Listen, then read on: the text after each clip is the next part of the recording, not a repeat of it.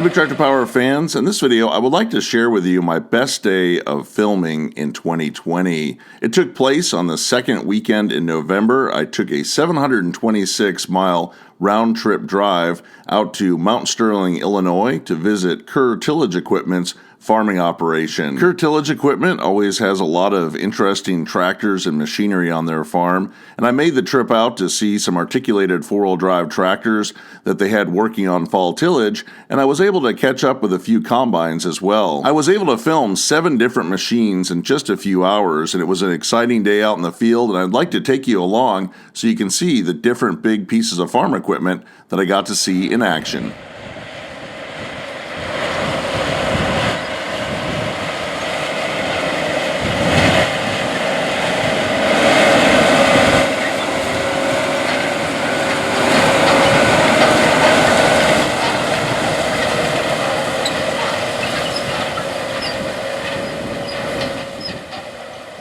The filming day began at Kerr Tillage Equipment with a 420 engine horsepower Case IH 420 STEIGER Rowtrac tractor, operating a 22-foot, 6-inch wide, 9-shank John Deere 512 disc ripper. It was exciting to see this big tillage team working out in the field, turning under corn stalks, preparing the ground for next year's crops.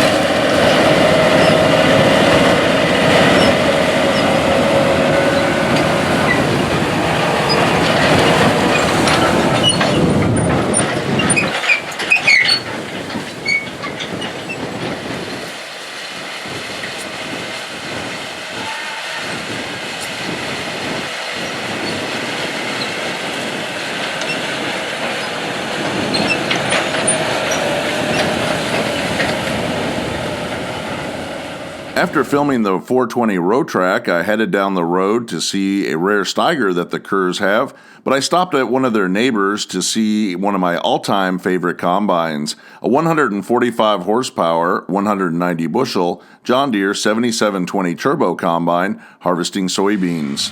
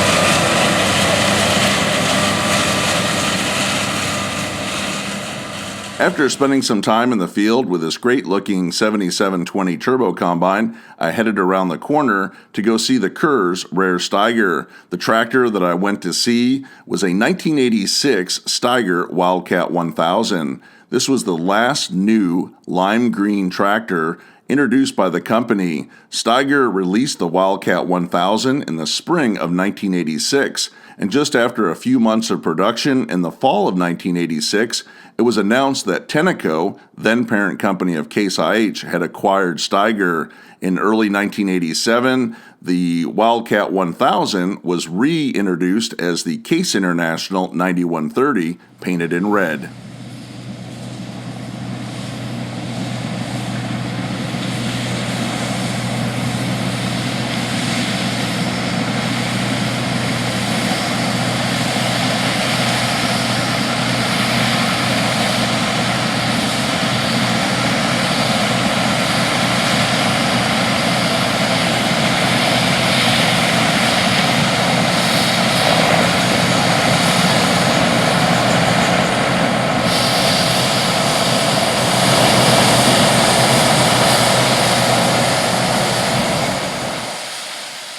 This 220 engine horsepower, 190 PTO horsepower STEIGER Wildcat 1000 tractor is on grain cart duty with a J&M 1000 grain cart. Unloading on the go with a 215 horsepower, 180 bushel Case IH 2166 Axial-Flow Combine, harvesting corn 6 rows at a time.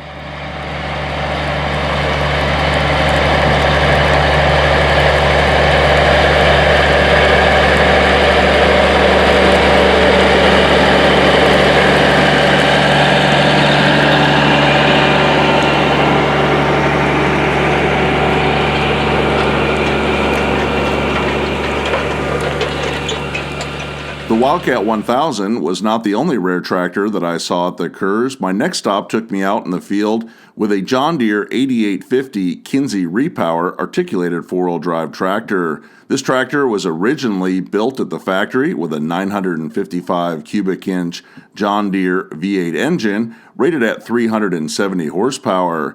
John Kinzenbaugh, the owner of Kinze, repowered this tractor with a 855 cubic inch Cummins Big Cam 3 engine, and it is now cranking out 450 horsepower. It was neat to see this big tractor working on tillage with a 26-foot wide John Deere 2400 chisel plow.